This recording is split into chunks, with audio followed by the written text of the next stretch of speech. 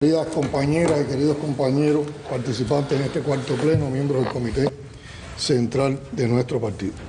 Las primeras palabras son para dar a conocer un mensaje del general de Ejército que nos hizo llegar la siguiente apreciación. Ha estado observando todo el desarrollo del pleno en los días de ayer y hoy. En su manera de decir, dice que la reunión va muy bien, que lo ha visto completo, y le envío un saludo a todos los miembros del Comité Central.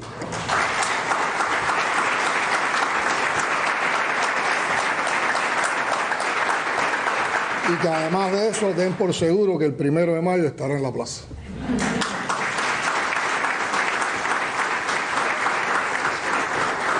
Bueno, este plano se inició con un grupo de movimientos de cuadro, en los cuales fueron promovidos 5 compañeros con destacadas vidas revolucionarias como nuevos miembros del Comité Central. La compañera Judy Rodríguez Hernández como miembro del secretariado y el general de Cuerpo de Ejército Ramón Espinosa Martín, además como miembro del Buró Político. A todos ellos las felicitaciones por el reconocimiento a sus aportes en la defensa de la revolución y el socialismo que se expresa precisamente en estas promociones, y nuestra convicción de que con ellos se fortalece el máximo órgano de dirección del partido en nuestra nación. Indudablemente, para comprender el alcance y la envergadura de las discusiones, de los debates que hemos estado sosteniendo en estos 2 días sobre diversos temas, tenemos que tener claramente la comprensión, definida la comprensión del contexto complejo que estamos viviendo y en el cual nos tenemos que desempeñar. Hoy, indudablemente, el mundo está caracterizado por un escenario donde hay toda una construcción de hegemonía por parte del gobierno de los Estados Unidos que se basa en toda una simbología del poder, en la guerra cultural y comunicacional que de manera perversa ha estado ofertando, y también con lo cual ha estado afectando a varias sociedades a partir de imponer este tipo de hegemonía. Y los factores de crisis presentes en los últimos años, acelerados por la pandemia, han elevado la enajenación social de los individuos, los egoísmos, han provocado despolitización en la sociedad, y eso es lo que explica también, como todos observamos, un grupo de fenómenos a nivel internacional que se van favoreciendo los proyectos ya no solo de la derecha, sino tenemos que hablar de una derecha ultraconservadora, en la cual también proliferan hoy elementos del pensamiento fascista. Esa manera en que ha actuado los Estados Unidos indudablemente influye en el mundo, pero también influye en nuestro país. Y quiero referirme a un grupo de elementos de los cuales quisiéramos hacer algunas valoraciones sobre la manera en que se manifiesta tal política de agresión directa a Cuba. En primer lugar, el bloqueo. Como todos conocemos, la definición del bloqueo está en los propios documentos oficiales del gobierno de los Estados Unidos, en el famoso memorándum de Mallory. Y recordemos una parte de su texto para ver bien y traerlo a la situación actual y encontrar que haya existido toda una continuidad en ese pensamiento de la política norteamericana. Decía este memorándum: la mayoría de los cubanos apoyan a Castro. El único modo previsible de restarle apoyo interno es mediante el desencanto y la insatisfacción que surgen del malestar económico y las dificultades materiales. Hay que emplear rápidamente todos los medios posibles para debilitar la vida económica de Cuba. Una línea de acción que, siendo la más habilidosa y discreta posible, miren toda la perversidad con que se está planteando un grupo de ideas en este memorándum, logre los mayores avances en la privación a Cuba de dinero y suministros para reducirle sus recursos financieros y los salarios reales, provocar hambre, desesperación y derrocamiento del gobierno. Dígame si eso no está vigente en la política de los Estados Unidos hacia Cuba. Es por eso que nosotros tenemos que entender bien que a partir del 2019 no solo tenemos bloqueos, sino que tenemos un reforzamiento del bloqueo que ha tenido un impacto severo sobre la economía y la vida de nuestra población. La inclusión de Cuba en la lista de países patrocinadores del terrorismo en la última etapa del mandato de Trump, las medidas para privarnos de combustible, la suspensión de las remesas, la aplicación del título tercero de la ley Helm-Burton y las 243 medidas de Trump han provocado un efecto muy dañino para el comercio exterior cubano, el acceso a financiamiento, el encarecimiento de las importaciones y la capacidad de atraer capital para el desarrollo. Repercute también en la disponibilidad energética, los abastecimientos de alimentos, medicinas, en el transporte, en los insumos y el nivel adquisitivo y de ingreso de la población, provoca inflación, altos precios, interminables colas. Y a esto ahora se le agregan en todo nuestro panorama nacional los efectos de la sequía y los problemas que estamos teniendo de abastecimiento de agua en un grupo de comunidades en los momentos actuales. Hay que decir también que durante la pandemia, como parte de esta política, se generaron tensiones extraordinarias en el esfuerzo que se realizó para enfrentar la misma. En síntesis, podemos decir que la política de máxima presión desatada por el gobierno de los Estados Unidos provoca a Cuba un daño con consecuencias sociales. Y ese bloqueo en nuestra población, en nuestro país, en nuestra vida cotidiana, tiene rostros. Y nosotros tenemos que comunicar mejor el bloqueo con esos rostros, que son las familias afectadas, los niños afectados, los procesos productivos afectados, las problemáticas sociales que se incrementan producto de la perversidad de ese bloqueo.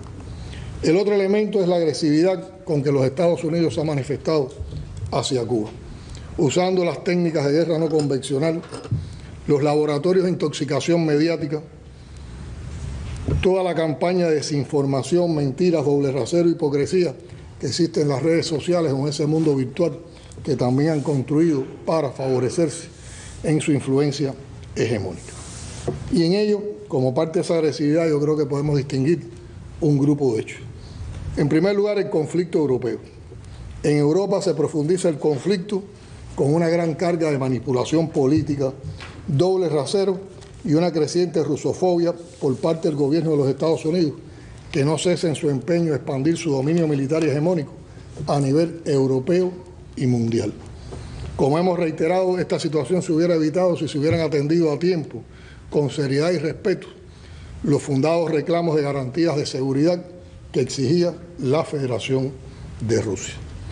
El ilegal uso de sanciones económicas, comerciales y financieras de carácter unilateral como instrumento de presión y la suspensión de la Federación de Rusia de organismos multilaterales, como ha sido el reciente caso del Consejo de los Derechos Humanos, que rechazamos firmemente, agravan notablemente la actual situación y no contribuyen en lo absoluto a lograr una solución diplomática efectiva, justa y pacífica que resuelva la actual crisis. La posición de Cuba es de principios y coherente con nuestra trayectoria internacional. Está pegada al derecho internacional, a la Carta de las Naciones Unidas y a la proclama de América Latina y el Caribe como zona de paz, y nos oponemos sin ambigüedades al uso de la fuerza contra cualquier Estado. El planteamiento cubano sobre la responsabilidad de Estados Unidos en el conflicto responde a una convicción y a hechos concretos. No pueden ignorarse en un conflicto como este las raíces históricas y las condiciones que han conducido a la actual situación. Lamentables pérdidas de vidas humanas, además del daño material y la amenaza en general a la paz y la seguridad regional e internacional, se manifiestan como una consecuencia. Nosotros sabemos el valor de los principios y normas internacionales que sirven de protección contra el unilateralismo, el imperialismo, el hegemonismo y los intentos de subyugar a los países en desarrollo. Es por eso que nos oponemos a la manipulación política y a los dobles raseros y hemos expuesto ante todo, en todo momento, ante los organismos internacionales, la verdad. El otro acontecimiento que tiene que ver, o el otro tema que tiene que ver con esta agresividad, y en este caso es hacia Cuba, es el tema migratorio. Quiero recordar como antecedentes el tema migratorio, que antes de la revolución eran muy contadas las visas que la Embajada de los Estados Unidos concedía a ciudadanos cubanos para emigrar a ese país, lo que constituía en aquellos momentos una aspiración económica de cientos de millones de personas en todo el mundo. Los trámites eran prolongados y absolutamente rigurosos. Al que ingresaba ilegalmente violando las leyes de los Estados Unidos, los esperaba la prisión o la expulsión. Con el triunfo de la revolución, los primeros en iniciar las salidas ilegales del país fueron los asesinos, los esbirros, los torturadores, los malversadores y ladrones de la derrocada tiranía que allí encontraron refugio. El ingreso para ellos fue sin obstáculo alguno y toda persona que saliera ilegalmente de Cuba con cualquier pretexto se hizo norma. Con las primeras leyes revolucionarias se inició el éxodo masivo de los sectores de la alta burguesía. La visa dejó de ser un trámite necesario para ser recibido en los Estados Unidos. En 1962, el gobierno de Estados Unidos suprimió abruptamente los vuelos normales y las salidas legales del país. Cientos de miles de personas perdieron el vínculo con familiares residentes en los Estados Unidos, entre ellos padres que habían enviado a sus hijos por la campaña falsa de la patria potestad.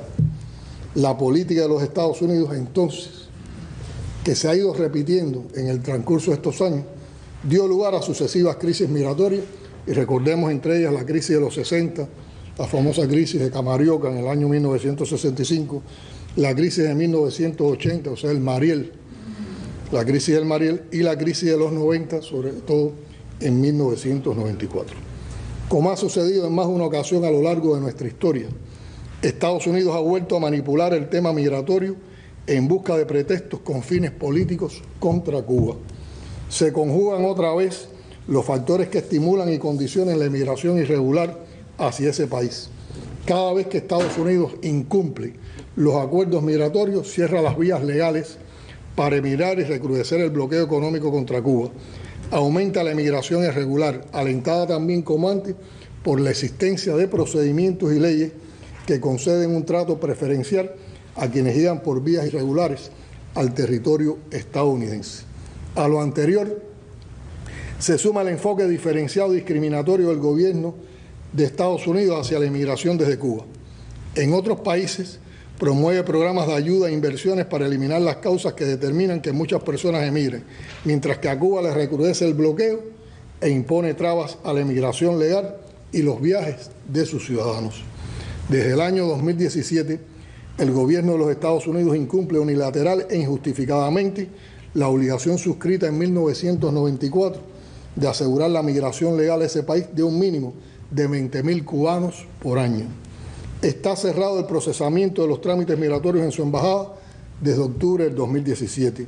Los que se han admitido se ven obligados a viajar a Guyana para tales trámites sin garantías de otorgamiento y con la carga y gasto que eso conlleva.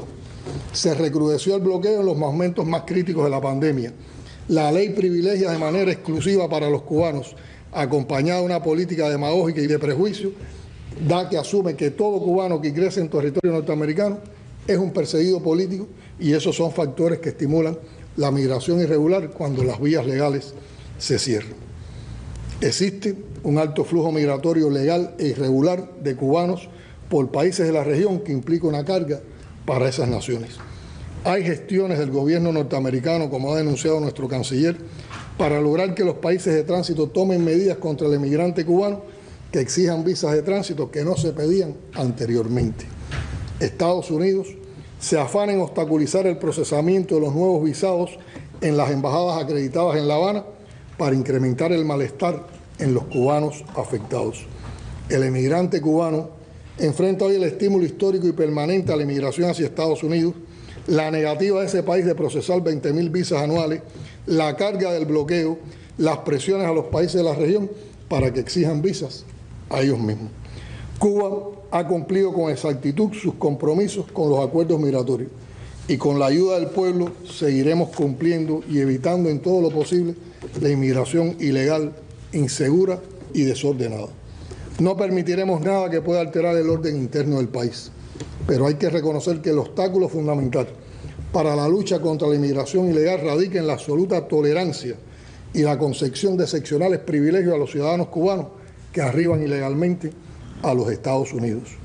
Estados Unidos aplica una política desestabilizadora contra Cuba con el propósito de utilizar a la población cubana como rehén de una ambición hegemónica y hostil contra nuestra nación. Es positivo que se hayan retomado las rondas de conversaciones migratorias, pero ello no es suficiente. Estados Unidos debe cumplir sus compromisos con los acuerdos migratorios vigentes. El otro tema al que nos vamos a referir es cómo Estados Unidos trata el tema de los derechos humanos de manera hipócrita y con doble rasero hacia nuestro país. El gobierno de Estados Unidos declara a diario que los derechos humanos de nuestro pueblo son la prioridad de su política hacia Cuba. Al mismo tiempo, pretende provocar deliberadamente el colapso de la economía de todo un país, poniendo en peligro el sustento cotidiano de su población. Es difícil no darse cuenta de la incoherencia e hipocresía entre sus declaraciones y acciones.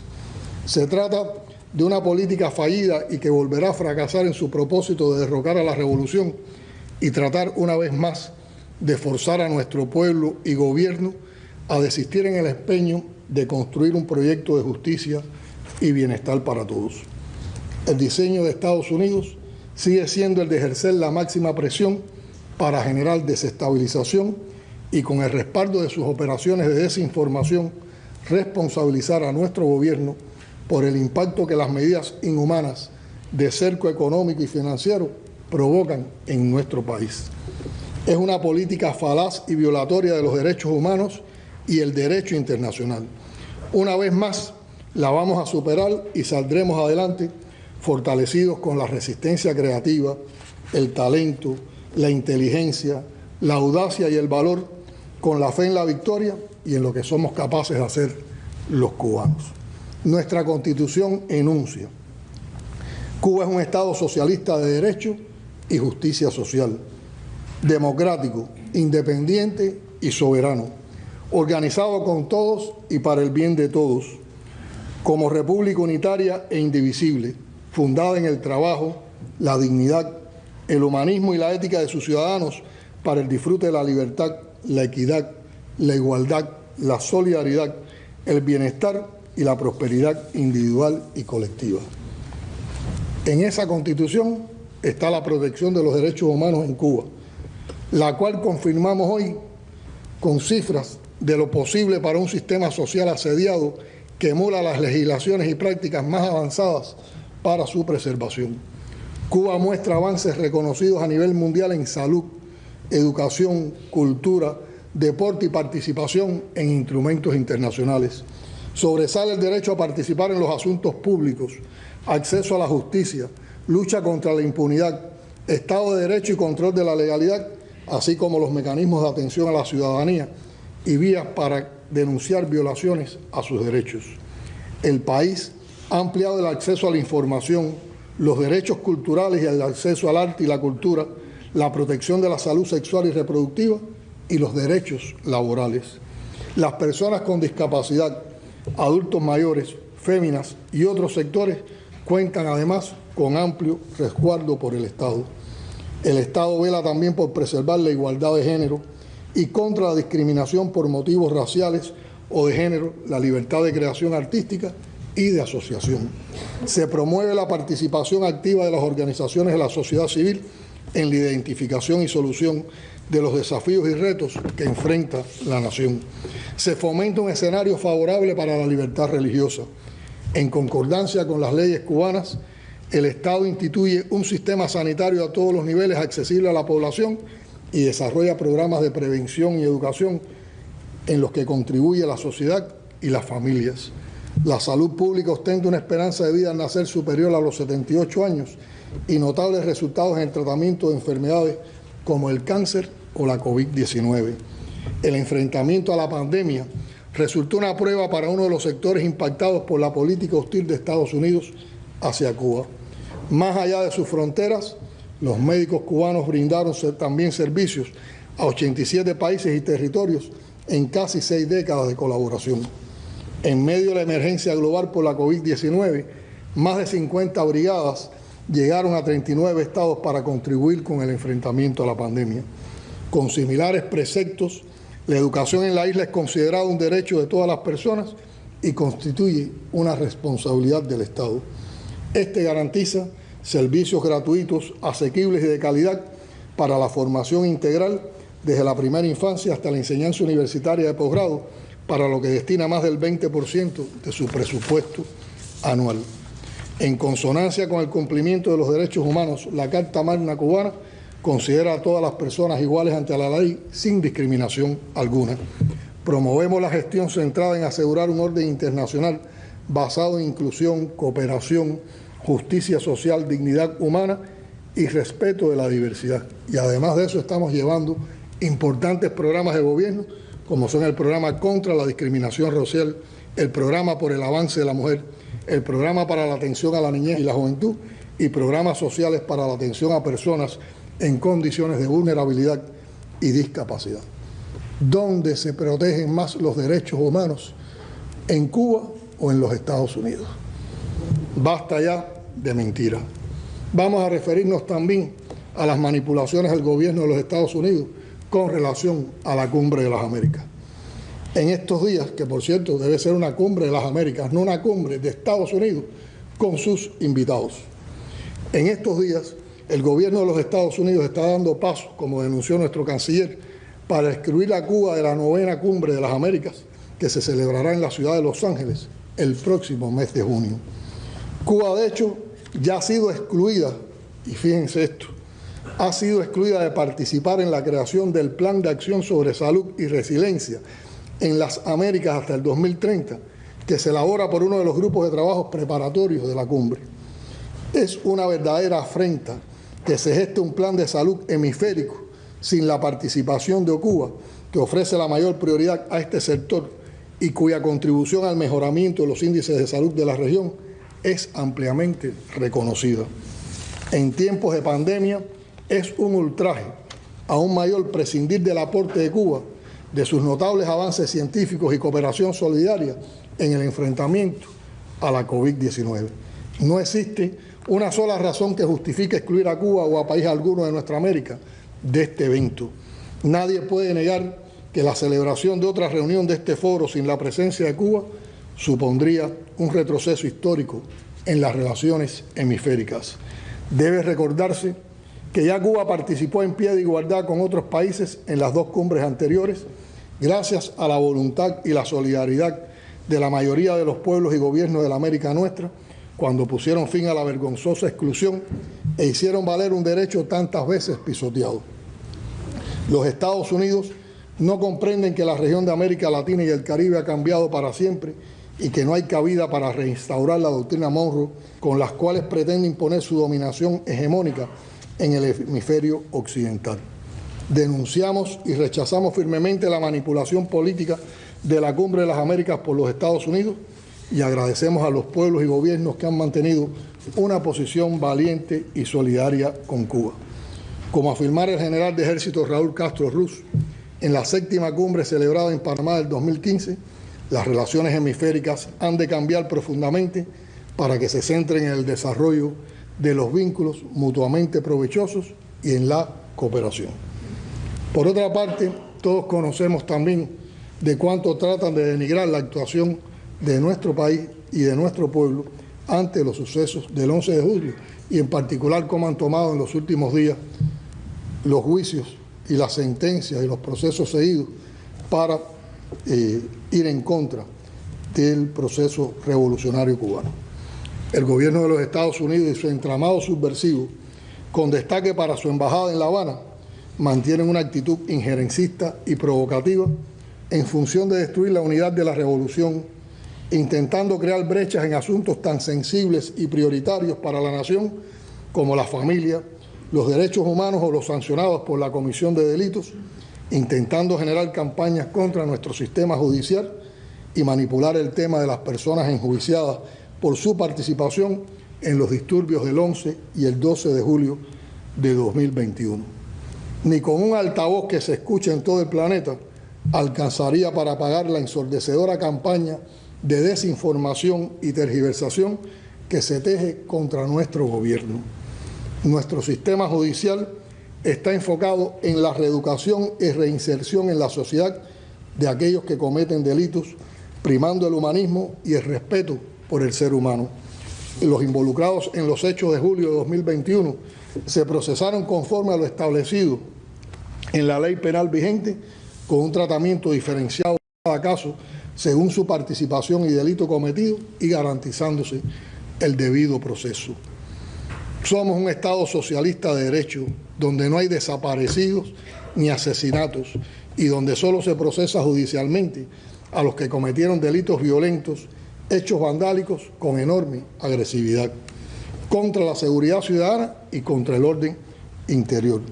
Los juicios se han llevado a cabo con pleno respeto a la ley, con todas las garantías y bajo total limpieza y transparencia, como se ha ido informando sistemáticamente por nuestros órganos judiciales. Las penas dictadas son competencia de los tribunales. En tal sentido, significa que solo el 27% del total de los implicados en estos hechos fueron procesados por los órganos de justicia, prestándose atención especial a los jóvenes de 16 a 18 años, donde solo se acusó el 6,7%. Al resto no se le exigió responsabilidad penal, teniendo en cuenta que los delitos imputados en su mayoría no fueron peligrosos, así como la actitud positiva mantenida durante las investigaciones tanto por ellos como por sus familiares. En el caso de los menores de 16 años implicados, solo 12 casos, del 0,3%, se encuentran no en prisiones. No hay ningún niño menor de 16 años en Cuba en prisiones. Se encuentran en escuelas de formación integral, no en prisiones, para su formación especial y reincorporación a la sociedad. El proceso no ha concluido para quienes han presentado recursos de casación, porque se les aseguran todas esas garantías. Habría que preguntarse por qué interesa tanto estos juicios en Cuba y no la condena a los desaparecidos, a los líderes sociales y periodistas asesinados diariamente, al abuso policial, a los centros de torturas clandestinos, a las fuerzas paramilitares que actúan reconocidas por otros gobiernos del planeta. ¿Por qué tienen que acudir a las falsas noticias, a las presiones para que se escriban cartas o se manifiesten públicamente en contra de estos procesos? ¿Por qué el aliento a los mensajes vulgares y cargados de odio en las redes digitales? Bruno caracterizaba a los Estados Unidos en la siguiente situación cuando hizo su denuncia sobre la Cumbre de las Américas en días pasados. La represión de las minorías, la restricción de los derechos sindicales, la explotación y represión de los pueblos y culturas originarias, la falta de igualdad de género, el racismo y la discriminación contra los afroestadounidenses, la brutalidad policial y las más de 1000 muertes en el año anterior de personas por disparos de la policía, la explotación laboral en las cárceles privadas, la violencia y las armas de fuego, la represión de derechos reproductivos de planeación familiar, las guerras, las cárceles secretas, los secuestros. Estados Unidos es el único país que no es parte de la Convención de Derechos del Niño. Y daba otros datos provenientes de fuentes norteamericanas. Hay hoy en Estados Unidos 2.600 presos cumpliendo sanciones de privación de libertad por toda la vida, de cadena perpetua, desde que eran menores de edad. Hay 10.000 menores de 18 años de edad estadounidenses en cárceles norteamericanas. Se reporta que hay 60 personas privadas de libertad en Estados Unidos por debajo de los 18 años de edad. En el 2021 y como promedio en los anteriores, se han producido entre 600.000 y 700.000 detenciones de menores en Estados Unidos por año. ¿Quiénes son los que promueven la guerra en el mundo, desestabilizan gobiernos, dejan en crisis y caos a los países en los que intervienen, planean asesinatos y atentados contra líderes de otros países y manipulan la opinión pública mundial? ¿Quiénes son realmente los mayores violadores de los derechos humanos en el mundo, los que imponen medidas unilaterales y las internacionalizan? Recordemos que la historia de los Estados Unidos está llena de guerras y matanzas. Durante sus más de 240 años de historia, solo hubo 16 años en los que el país norteamericano no estuvo en guerra. Todas las guerras, o casi todas, hacia afuera. Después del final de la Segunda Guerra Mundial, Estados Unidos se convirtió en el país más poderoso del mundo. La guerra se convirtió entonces en una herramienta importante para que Washington mantuviera su hegemonía. Desde el final de la Segunda Guerra Mundial hasta el 2001, Estados Unidos inició 201 de los 248 conflictos armados en todo el mundo en 153 lugares, lo que representa más del 80% de los conflictos mundiales, entre ellos la invasión a Afganistán e Irak. Washington ha llevado a cabo acciones destinadas a derrocar a otros gobiernos en todo el mundo. Solo en las últimas 3 décadas, recordemos Panamá, Yugoslavia, Irak, Afganistán, Honduras, Libia y Ucrania, entre otros. Estos derrocamientos condujeron al encarcelamiento y ejecución de los jefes de Estado en Panamá, Yugoslavia, Irak y Libia. Entonces, respecto a quién debe preocuparse realmente el mundo, quién debe ser realmente condenado en el mundo, qué sociedad merece realmente un SOS, basta ya de mentiras y calumnias, manipulación y arrogancia, hipocresía y discurso con doble rasero. Cuba tiene memoria histórica y como Martí conocemos las entrañas del monstruo imperialista y asumimos como nuestra onda la de David. Quiero recordar también cuál fue la posición del gobierno de los Estados Unidos cuando tuvimos que enfrentar la COVID, que también ha sido uno de los elementos que han caracterizado la agudeza del momento que estamos viviendo. En relación con Cuba, mantuvo el bloqueo recrudecido a niveles extremos durante la pandemia y apostó que ante esta situación la revolución se caería.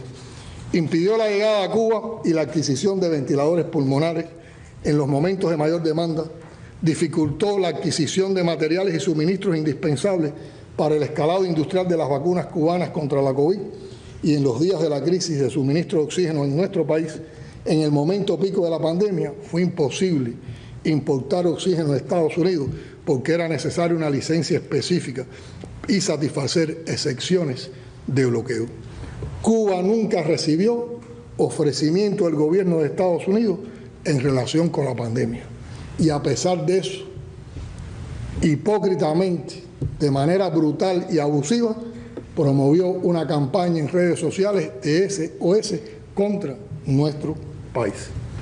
Ante todo este contexto, entonces, ¿qué tenemos que hacer?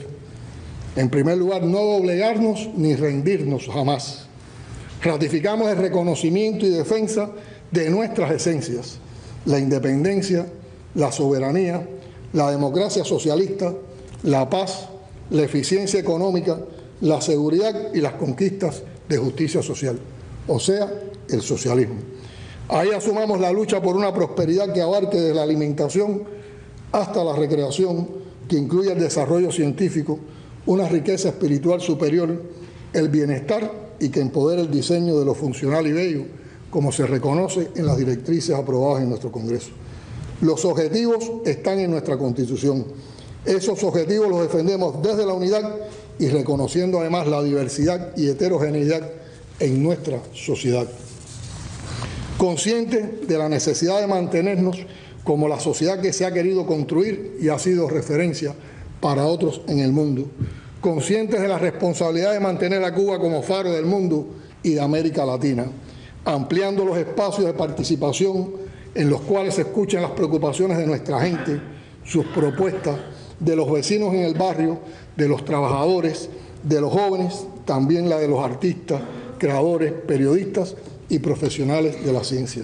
Y con esa participación lograr que haya mayor control popular y continuemos perfeccionando nuestra sociedad. En el tema abordado sobre el trabajo del Buró Político quisiera hacer las siguientes consideraciones.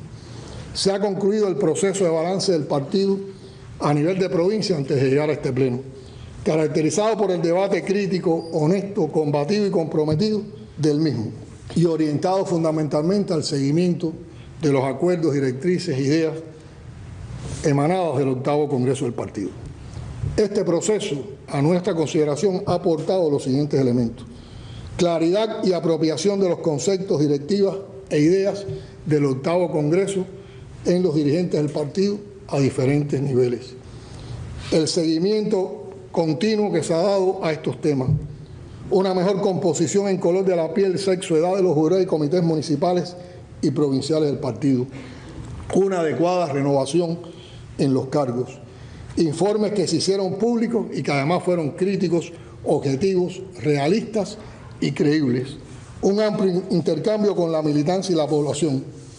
Se abordaron los problemas que más afectan a la población y al país, entre ellos el trabajo político ideológico, la batalla ideológica, el funcionamiento interno del partido, la batalla económica, el trabajo en los barrios y las comunidades, los jóvenes y la política de cuadros. Como expresaba Morales, seguiremos dando continuidad al 8º Congreso. Hemos estado desarrollando conjuntamente con el proceso de balanza a nivel de provincia, reuniones de la militancia por sectores. Y iremos avanzando en esas discusiones para el próximo año, cuando se cumplan 2 años del Congreso, cuando estamos en la mitad del mandato de ese Congreso, entonces hacer la conferencia nacional del partido, dándole continuidad a los acuerdos que hemos ido tomando en los segundo, tercero y cuarto plenos del Comité Central, siguiendo también los procesos de análisis que hemos hecho en las direcciones empresariales, dando continuidad a los diversos programas que se han estado aprobando también en estos tiempos. Reconocer que solo estamos en la arrancada, pero que el camino para hacer efectivos los acuerdos del 8º Congreso necesita de muchas precisiones y acciones que involucren a una gran parte de nuestra sociedad. Las responsabilidades del partido son muchas. En gran medida se despliegan en 2 dimensiones, como fuerza dirigente superior de la sociedad y como organización que tiene su propia estructura y funciones. Ser la fuerza dirigente del sistema político entraña la enorme, insustituible autorresponsabilidad del partido para hacer que el trabajo sea más efectivo en la medida que favorezca el empoderamiento popular a través de diversas vías, lo que no demerita la naturaleza de vanguardia del partido, sino que la refuerza. A ello se suma el autocontrol que debe existir en el propio partido, a sus dirigentes y militancia, para evitar que se asuman funciones que les corresponden a otros componentes del sistema. Mucho de lo que se logre en la labor educativa, que contribuye a un perfeccionamiento de la democracia con influencia en la reproducción del consenso político, está vinculado directamente con la labor del partido. Por lo tanto, es oportuno hacer un ejercicio sistemático en el cual nos demos respuesta a las siguientes interrogantes. ¿Qué hacemos para favorecer la atención de la militancia y el crecimiento del partido en todos los escenarios? ¿En qué medida la mecánica de las evaluaciones periódicas de cuadros y de la militancia incide efectivamente en los métodos utilizados en la labor política de cada uno? ¿Cuán efectivos son los procedimientos de evaluación y rendición de cuentas en la actuación? ¿Qué se hace en cada entorno partidista para garantizar el involucramiento popular o laboral que asegure la real participación de las masas en la toma de decisiones? ¿Qué y cómo discutimos en nuestros núcleos? ¿Qué se hace para perfeccionar la labor de las organizaciones de masa? ¿Qué calidad tienen los acuerdos tomados? ¿Qué calidad tiene el seguimiento al cumplimiento del acordado? Y es por eso que tenemos que hacer una profunda reflexión de todos los días sobre cómo cumplimos nuestras funciones como organización partidista. Aquí se habló del tema del crecimiento y estamos defendiendo de que el partido tiene que crecer en todos los lugares, en todos los ámbitos, en todos los escenarios. Y que el tema no es solo crecer, sino darle también un adecuado seguimiento al estado de la militancia. Que crezcamos, que mantengamos una superación constante de los militantes y que además estemos en condiciones para influir más en nuestra sociedad. Que desarrollamos acciones para revitalizar el funcionamiento de las organizaciones de masa y que cumplamos con las tareas que se han acordado para el trabajo del partido en función de la investigación, la enseñanza y la divulgación de la historia de Cuba y del marxismo, el Programa Nacional para el Estudio, Investigación y Difusión del Pensamiento, la vida y obra del comandante en jefe, seguir conduciendo el proceso de ejercicio legislativo con el cual estamos apoyando nuestra Constitución, el trabajo con los barrios y continuar sistematizando los encuentros con los representantes de los diferentes sectores de nuestra sociedad. Con relación a la política de cuadro, tenemos que decir que sigue siendo este un tema recurrente y decisivo en cada análisis, como lo fue en el debate de este pleno.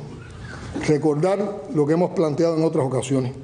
La sociedad y sus instituciones necesitan cuadros con una profunda preparación ética y profesional que se distingan por cualidades como la inquietud revolucionaria, la sensibilidad por los problemas del pueblo, la disposición para la entrega y la capacidad de enfrentar la adversidad con creatividad que inspire y motive la innovación.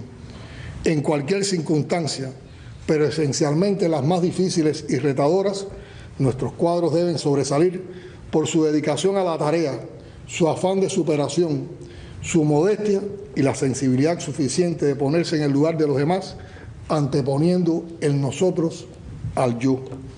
Tienen la responsabilidad de dialogar sinceramente de corazón y ser ágiles incorporando esas percepciones a la toma de decisiones. Y para eso es importante el papel que jueguen nuestras organizaciones de base y el papel que también desarrollemos para potenciar ese mecanismo de la rendición de cuentas, donde se unen tres conceptos: rendición de cuentas, participación y control popular y de nuestra militancia. La rendición de cuentas, cuya primera e imprescindible fase es la transparencia y que con frecuencia se presenta erróneamente separada de la participación y el control popular, es un mecanismo por excelencia en la ciencia y el arte de gobernar durante la construcción del socialismo. Debe abarcar todos los procesos sociales del país y contribuir al control popular real. Cada uno de los que asumimos tareas de dirección no podemos presentarnos ante el pueblo en diferentes espacios simplemente para informar o impartir conocimientos o indicar a los demás lo que hay que hacer, como se ha visto muchas veces en los métodos y estilos de algunos dirigentes.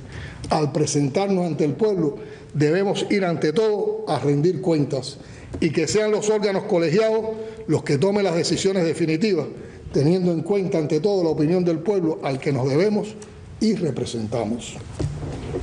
Con relación al programa para la transformación de la labor ideológica, quisiera expresar que existe un enorme reto de perfeccionamiento de nuestra sociedad en los momentos actuales. Existen temas que debemos abordar, como son los valores, los cambios originados en la sociedad, el crecimiento del sector no estatal, la penetración de la subversión política e ideológica, cómo garantizar la continuidad, el papel real y efectivo de la militancia y las organizaciones de base partidistas. Se demanda entonces el análisis integral y recordemos lo que al respecto dijo en una ocasión el general de ejército. Una importante traba y problema central del proceso complejo de las transformaciones más recientes en el país ha sido la falta de integralidad, lo que ha provocado improvisación, ingenuidad y baja percepción de riesgo. Tenemos que asumir estos exigentes retos y lograr la transformación. Para eso hay que superarse constantemente, estudiar todos los días y analizar profundamente los problemas. Debemos hacer política desde la cultura, la ética y el derecho, y voy a repetir algunos de los conceptos que expresamos en las asambleas provinciales y en particular en la Asamblea de La Habana, que era la asamblea resumen también de este proceso, pero creo que es importante estas ideas seguirlas repitiendo e irlas sistematizando. Desde la cultura en su sentido amplio, a la hora de desarrollar el trabajo político y ideológico tenemos que tener en cuenta que nuestra cultura, nuestra historia, la forja de la nación cubana, parte de la capacidad que ha tenido el país de que siempre esté conjugado el pensamiento más avanzado, el pensamiento más revolucionario con el pensamiento científico. Y hay toda una línea de continuidad desde las ideas independentistas de Félix Varela, pasando por las ideas de Martí, hasta las ideas totalmente emancipadoras de nuestro comandante jefe. Por lo tanto, cualquier problema que tengamos que analizar tiene respuestas en nuestra historia. Y hay que ir constantemente a la fundamentación martiana y fidelista de los análisis que hacemos, tomando en cuenta que en esa cultura política de la nación cubana está siempre la aspiración a la justicia social. Recuérdense que el primer acto de independencia de Cuba, el levantamiento en la de Majagua, además de convocar a la lucha por la independencia, dio la libertad a los esclavos. Tengamos en cuenta que socialismo, como lo planteó el general de ejército, significa justicia social e igualdad, pero igualdad de derechos, no ingresos. Igualdad no es igualitarismo. Y en esa cultura de la nación cubana siempre ha existido también una vocación de servicio a la patria y a la revolución. Y esa cultura nos llevó a un congreso donde defendimos la unidad y la continuidad. Entonces seamos consecuentes también al abordar los temas actuales con esos aprendizajes que tenemos en nuestra cultura. Hay que defender también la ética a la hora de hacer trabajo político. Y cuando hablamos de ética estamos hablando de valores, de los valores que ha fomentado la revolución cubana, entre ellos el antiimperialismo, que es el que nos permite comprender la perversidad de la actuación del gobierno de los Estados Unidos hacia nuestro país, que acabo de explicar en todo un grupo de acontecimientos. y tomando en cuenta de esa ética la verdad como un principio rector de la política. Cada vez que tengamos que enfrentar algo, tenemos que partir de la verdad, de encontrar la verdad, de explicar la verdad, de convencer desde la verdad. En ese mismo orden de cosas, defender el derecho, que para nosotros significa el derecho de lo justo, la dignidad humana, defender nuestra Constitución y las leyes, y también defender los conceptos de democracia socialista, participación y desarrollar la labor política desde las bases populares de nuestra sociedad. A eso le podemos también apoyar con otros elementos como es la política solidaria que hay en nuestro pueblo. La solidaridad se manifiesta en nuestras familias, se manifiesta en nuestras comunidades, se manifiesta a nivel de provincia, de municipio, de país, y además somos solidarios no solo entre nosotros mismos, sino que somos solidarios también con el mundo entero. Por eso le hacemos también honra a ese pensamiento martiano que está presente en nuestra Constitución, de que con todos y para el bien de todos. Y con solidaridad, entonces también damos un espacio para la participación popular. Y es esa solidaridad, es esa manera de hacer la base para lograr la felicidad y el bienestar de nuestro pueblo. Tenemos que ser muy incisivos en el análisis de las causas de los problemas, encontrar cuáles son las contradicciones, las causas de esas contradicciones para poder proponer las acciones que eliminen esas causas. Siempre desde un enfoque marxista para no separarnos del camino de la construcción socialista, tomando en cuenta la participación de las fuerzas revolucionarias, los roles de cada uno, sus responsabilidades, la articulación revolucionaria que tenemos que seguir construyendo, el trabajo con los jóvenes y que los jóvenes, como hemos dicho en otras ocasiones, tomando una frase de Silvio, encuentren en los momentos actuales sus epopeyas. Y en este caso, en los momentos actuales, hemos introducido para el trabajo del partido una nueva figura en la estructura partidista, que es el coordinador político del barrio. Él tiene que ser capaz, ese es el cuadro que ahora tiene que ser capaz de trabajar con todas estas concepciones. Es importante también la comunicación social como un pilar en el trabajo del partido y también en el trabajo del gobierno. Y de ahí tenemos que promover los contenidos, los argumentos, la participación en las redes sociales. Nosotros que todos defendemos ese concepto de Fidel de que un mundo mejor era posible, hoy para construir ese mundo mejor tenemos que también construir un mundo virtual mejor, porque ese mundo virtual hoy está distorsionando y tergiversando el mundo real que queremos perfeccionar. Es responsabilidad del partido garantizar que el discurso político y los mensajes ideológicos están impregnados de ética y fomenten valores a favor del socialismo, pero hay que entender y elevar sus recursos estéticos que toquen lo sensible de las personas y estremezcan emociones a favor de la causa que se defiende.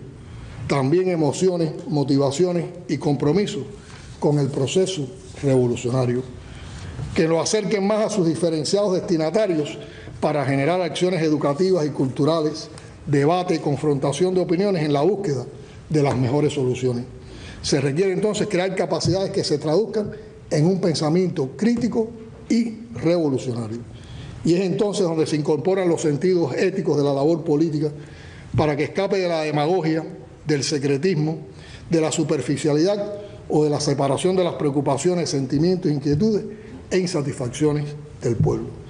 Entre las responsabilidades del partido hay que jerarquizar la proyección ética y estética del discurso político y de los mensajes ideológicos. Y tenemos entonces que preguntarnos para perfeccionar nuestra labor: ¿ha sido suficiente la preparación de los núcleos y sus militantes en cuestiones que tienen incidencia política e ideológica en los momentos actuales? Todo esto también lo tenemos que apoyar con la ciencia y la innovación, desarrollar, como hemos explicado en otras ocasiones, la capacidad para acudir a la ciencia y a la investigación para resolver y atender nuestros principales problemas. Y viendo el campo de la innovación, tanto en los procesos como en la innovación organizacional, tecnológica, de bienes y servicios. Y apoyando estos procesos con la informatización y la transformación digital de la sociedad. Y defendiendo el concepto de poder popular desarrollado por nuestro comandante en jefe, que es de las potencialidades que tenemos en nuestra manera de gobernar y asumir el trabajo ideológico. Democracia, participación popular, control popular y educación popular. Aquí también abordamos y dimos una revisión a los resultados que vamos teniendo en el proceso de consulta popular del Código de la Familia. Se ha insistido en su significación. Hemos visto cómo va avanzando el proceso. Creo que aquí sería bueno precisar lo siguiente. El proyecto de código que estamos debatiendo comprende todas las situaciones y reconoce todos los tipos de familia. Fortalece la responsabilidad familiar desde el punto de vista emocional, educacional, formativo y económico en la atención a sus miembros. Da soluciones jurídicas inmediatas y especializadas, el equilibrio entre la sociedad afectiva y la consanguinidad, el respeto a los derechos de la persona y defiende la solidaridad y la dignidad. Es respetuoso de los derechos humanos, de la igualdad y de las convenciones internacionales ratificadas por Cuba. Los que nieguen todos estos valores de nuestro Código de la Familia favorecen los prejuicios, favorecen la discriminación y la violencia contra cualquier otra forma de la relación amorosa y sexual entre las personas. Porque es que nuestro Código es totalmente emancipador, porque toma en cuenta principios como la igualdad y no la discriminación, la pluralidad, la responsabilidad, el respeto, el interés superior, la realidad y la solidaridad. Garantiza los derechos a constituir una familia, a la vida familiar, a la igualdad plena en materia filiatoria, a que se respete el libre desarrollo de la personalidad, la intimidad y el proyecto de vida personal y familiar. Que los niños, niñas y adolescentes sean escuchados conforme con su capacidad y autonomía progresiva. Da el derecho a las mujeres a un uso de tiempo equilibrado que le permita cumplir con sus responsabilidades y desarrollarse además integralmente sin sobrecargas domésticas y de cuidado. Da derecho al desarrollo pleno de la salud sexual y reproductiva independiente de su edad, género o discapacidad, a la protección de la maternidad y la paternidad, a una vida familiar libre de violencia en cualquiera de sus manifestaciones, a los derechos de las abuelas, los abuelos y otros parientes consanguíneos, afines y de otra naturaleza, y de niños, niñas y adolescentes, a una armónica y cercana comunicación entre ellos en el entorno familiar. El derecho de las personas adultas mayores y aquellas en situación de discapacidad a su autodeterminación y preferencia y a tener igualdad de oportunidades en la vida familiar. ¿Es o no inclusivo este Código de la Familia? ¿Es o no emancipador? Entonces es necesario, votemos por él. Con relación a la implementación de los lineamientos de la política económica social del partido y la revolución, creo que ya estamos en un momento donde debemos aplicar un sistema de trabajo para su seguimiento semejante al implementado para el enfrentamiento a la COVID-19 y que parte de la gestión de un grupo de trabajo temporal interdisciplinario, intersectorial, con expertos y con académicos que sistemáticamente, bajo la conducción del primer ministro, vaya atendiendo la evolución de la implementación de esa política económica social del Partido de la Revolución. Aquí se han abordado tres de los temas que yo creo que son fundamentales con relación a la política económica y social del Partido de la Revolución. En primer lugar, la actualización de la estrategia económica y social, partiendo del criterio de resistencia creativa, de superar los problemas por nosotros mismos con nuestro esfuerzo y talento, de estar conscientes que para lograr lo que queremos hacer en estos momentos tenemos que dar seguridad en el control de la pandemia, tomando en cuenta que la estrategia económica y social no es una camisa de fuerza, sino que hay que estarla actualizando sistemáticamente, que tiene que dar soluciones socialistas, transformaciones socialistas que nos permitan recuperar equilibrios sociales, defendiendo la propiedad social de todo el pueblo como la más importante, defendiendo los conceptos del ahorro, la eficiencia, teniendo en cuenta que los temas de oferta y demanda no se pueden analizar si no les anteponemos la producción, la necesaria producción para mejorar la oferta con relación a la demanda. La comprensión de un mercado con diferentes actores, pero regulado por el Estado. La planificación estratégica y financiera y menos administrativa y burocrática. El necesario balance entre mecanismos políticos, ideológicos, económicos y administrativos. Y ahora enfocados a medidas ágiles y efectivas que oxigenen a la economía y a la solución de los problemas de la población, sobre todo centradas en el abastecimiento de alimentos, medicamentos, en los problemas de transporte, en los temas de precios y en la estabilidad del sistema electroenergético nacional. Para eso necesitamos una respuesta económica fundamentalmente desde la producción nacional, en la producción de alimentos, cumpliendo con las 63 medidas aprobadas para dinamizar la producción agropecuaria, respondiéndonos por qué se nos repiten errores acumulados en la economía, por qué se presentan deformaciones del socialismo y se establecen con determinada impunidad en algunos ámbitos, potenciando el desarrollo territorial y el desarrollo local, potenciando también las medidas para salvar la industria azucarera que aprobamos en uno de nuestros plenos, perfeccionando el comercio interior. Tenemos que quitar al comercio interior todo el lastre de viejas prácticas, de obsoletas prácticas de comercio interior y avanzar a nuevas formas de comercio interior donde haya una participación importante del comercio electrónico, potenciando la inversión extranjera y de cubanos en el exterior, desarrollando políticas públicas para la atención a situaciones de vulnerabilidad y la eliminación de desigualdades y también orientándonos a las políticas públicas para atender diferenciadamente un grupo de problemáticas de nuestra juventud. El otro elemento, y es parte de esa estrategia económica y social, son las medidas antiinflacionarias, que aquí no me voy a referir a ellas, fueron discutidas y fueron analizadas, cómo buscamos vías para abastecer las tiendas en moneda nacional y mejorar las ofertas desde la producción nacional y también teniendo en cuenta vías de comercio exterior. Cómo limitamos los excesivos ingresos en instituciones y entidades estatales que no están sujetas ni a una mayor producción ni a una mayor eficiencia. Cómo redimensionamos el aparato estatal y reducimos los gastos y orientamos los mismos a la atención a las situaciones de vulnerabilidad.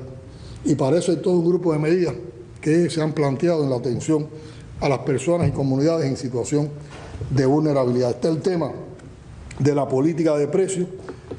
Aquí vuelve a entrar el sistema de comercio interior y las posibilidades de canalizar las remesas con más eficiencia. En el tema de la atención a los actores económicos, creo que para esto hay que comprender el rol que juegan dos componentes en las interrelaciones con ellos. De una parte la empresa estatal socialista y de la otra parte el sector cooperativo y el sector no estatal. Ahora, en la empresa estatal socialista, ¿qué yo creo? Primero, que tenemos que entender que el futuro socialista del país requiere del éxito de esta empresa estatal socialista. Por lo tanto, aquí estamos defendiendo una concepción ideológica y, por otra parte, económicamente, la empresa estatal socialista, por el rol que juega, debe ser la que esté más orientada a la satisfacción de las necesidades del país y de nuestra población. Hay que preguntarse por qué la experiencia del sistema empresarial de la FARC, que tanto hemos reconocido hoy, no pasa del reconocimiento y llega al respaldo y a la asimilación objetiva de los aprendizajes que nos brinda en todo el sistema empresarial del país. Comentaba con algunos compañeros en el receso, ¿por qué todo aquel esfuerzo que se incentivó en un congreso del partido con relación al perfeccionamiento empresarial no ha tenido los resultados que demandan? Creo que hay que revisar eso. Y yo creo que tenemos que proponernos también como sistema de trabajo un seguimiento más concreto, más objetivo, más realista a avanzar en los conceptos de perfeccionamiento empresarial que salieron precisamente de este sistema empresarial de la fuerza más revolucionaria y que tanto necesitamos para llevar la empresa estatal en los momentos actuales a cumplir con los retos y desafíos que tiene. Para eso es importante preparar y proyectar a los jóvenes con desarrollos y posibilidades en cada empresa, como se ha venido insistiendo. En pensar cuál debe ser la subordinación y la estructura adecuada de cada empresa. Por los temas que aquí se relacionaban, nosotros necesitamos que cada vez haya más empresas que sean municipales para que se potencien los sistemas productivos locales y, por lo tanto, los programas de desarrollo territorial y local. Y, por otra parte, que las empresas cada vez sean menos cabezonas, más horizontales para que disminuyan gastos excesivos en administración, en burocracia, que ustedes saben lo que genera. Y ese proceso ha estado lento. Ese redimensionamiento empresarial que tenemos que lograr en el ámbito de la subordinación y de la estructura adecuada ha estado lento y hay que impulsar en los próximos meses. También tenemos que apreciar cómo en nuestras empresas hay posibilidades para que los trabajadores participen en la toma de decisiones. Yo creo que todavía hay mucho autoritarismo en la manera en que conducimos las empresas.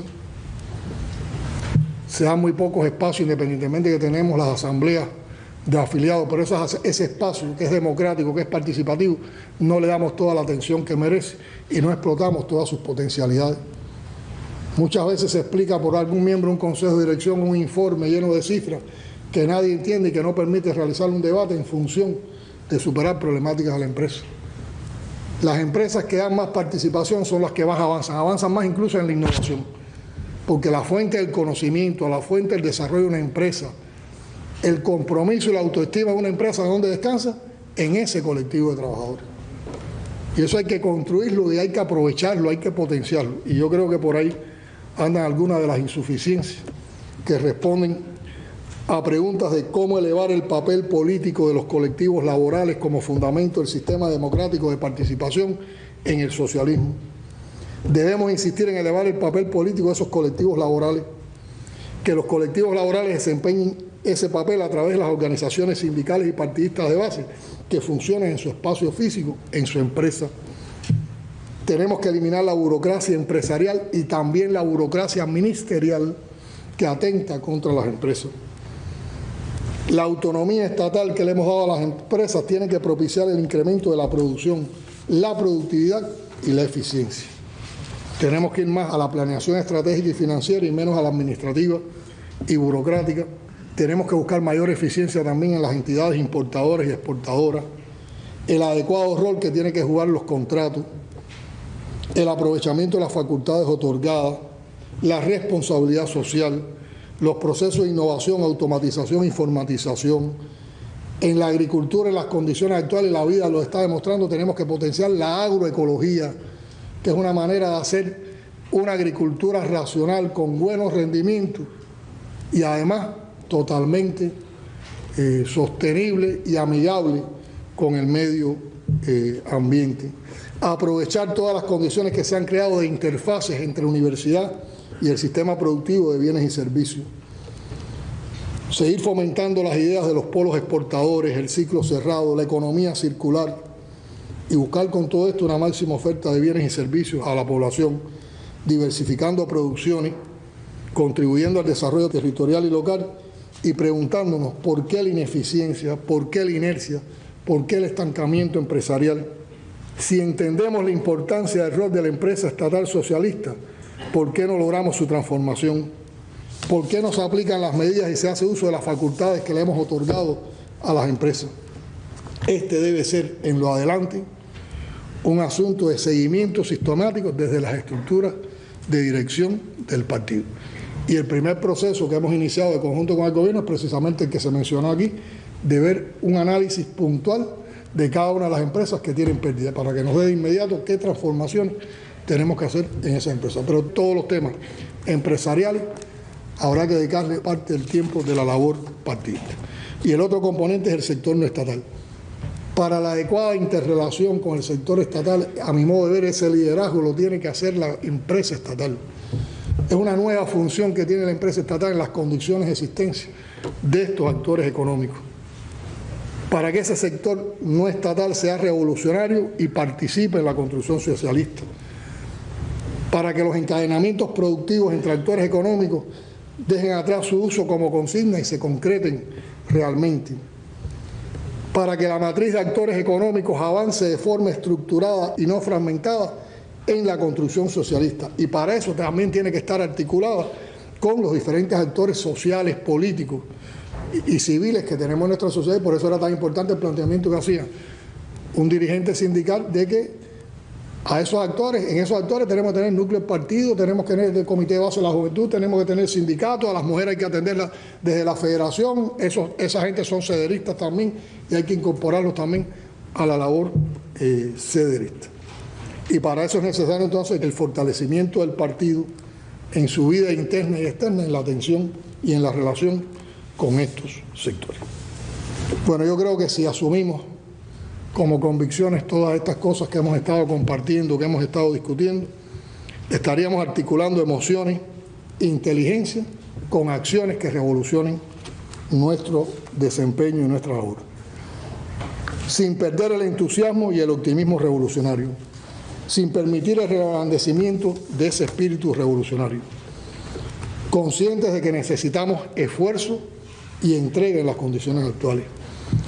que tenemos que crecernos ante el egoísmo, el individualismo y el pesimismo, que hay que continuar la marcha con valentía, dignidad, decoro, con elevada moral, con alegría, con confianza y amor por Cuba, pero también con la fuerza que generan los vínculos sociales que de manera espontánea se establecen entre nosotros, que extienden nuestro concepto de familia a vecinos, amigos y compañeros de estudio y de trabajo, o sea, contando con el valor de la amistad, el compañerismo y la solidaridad revolucionaria, con el uso genuino, creativo y propio también de la broma y el sentido del humor, aún en las más difíciles situaciones.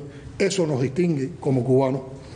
Así, entregando el corazón a Cuba, vamos a volver a nuestras plazas, calles, después de 2 años sin marcha por la COVID. Hay mucho que hacer, mucho que resolver, mucho que transformar, mucho que revolucionar y mucho que crear. Pero hay también que celebrar. Este país pequeño, sin grandes recursos y con un bloqueo genocida y una persecución financiera brutal, ha saltado por encima de sus propias limitaciones, escaseces e incertidumbres para lograr lo que otras naciones con mayores recursos no pudieron lograr. La inteligencia, la creatividad, el valor, la entrega, la consagración de nuestra comunidad científica y de todo nuestro personal de salud y nuestro pueblo se fue por encima de todo y salvó nuestras vidas. Es la victoria del talento y del esfuerzo. Es el resultado de una obra visionaria que nos legó Fidel y a la que Raúl dio continuidad. La Plaza de la Revolución José Martí puede ser y será el más bello cuadro de una epopeya que ya tiene 63 años de resistencia, no pasiva, no acomodada, no derrotista. Vamos a pintar entonces juntos el paisaje de la unidad y de la continuidad, el paisaje de una revolución en el poder. Vamos con todo a este 1 de mayo. Socialismo o muerte, patria o muerte, venceremos.